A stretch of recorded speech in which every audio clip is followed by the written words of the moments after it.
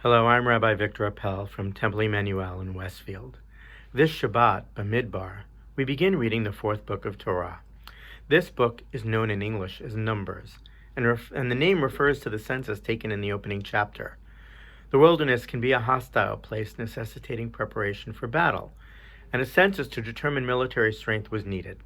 In Hebrew, we know the book as Bamidbar, in the wilderness.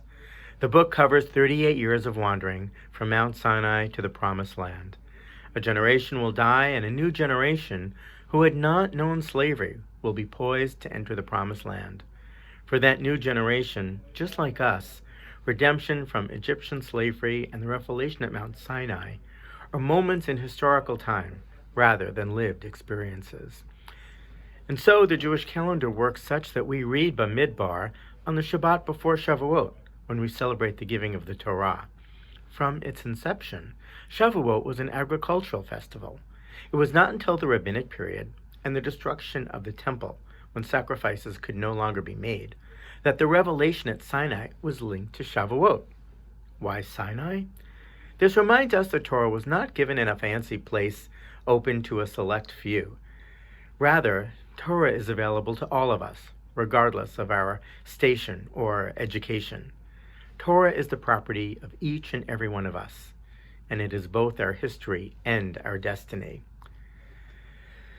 Shavuot comes at the end of the period of the counting of the Omer, and thus serves as a natural connection to Passover. For what were we freed from bondage if not to receive Torah? We learn we do not serve pharaohs, but rather we serve God. And yet, so much remains a mystery. Was the entire Torah given by God in that moment? Or was it just the Ten Commandments?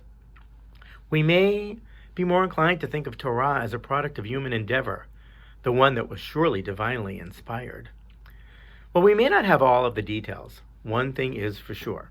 In that moment, whatever may have happened, a people was born. We were born. The idea of everyone, even those not yet born, even those not yet Jewish, standing shoulder to shoulder at the foot of Sinai, paints a romantic and compelling picture, even if we may not always adhere to it. But we might just dwell on that notion for a moment. To have been there must have been something. To be part of something so big, so life-altering. Imagine experiencing the presence of the divine, hearing the voice, feeling called by something greater, something sacred. The poet Nancy Lee Gossels captures this in her poem, Seasons of Torah. Somewhere out of time, in the mystery of time, somewhere between memory and forgetfulness, dimly though, I remember how I once stood at your mountain trembling amid the fire and the thunder, how I stood there out of bondage in a strange land and afraid, and you loved me, and you fed me, and I feasted on your words. And yes, I can remember how the thunder was my heart, and the fire was my soul. Oh God, I do remember. That fire burns in me anew, and here I am once more, a witness to that timeless moment, present now in the light of your Torah. This Shavuot, imagine being there.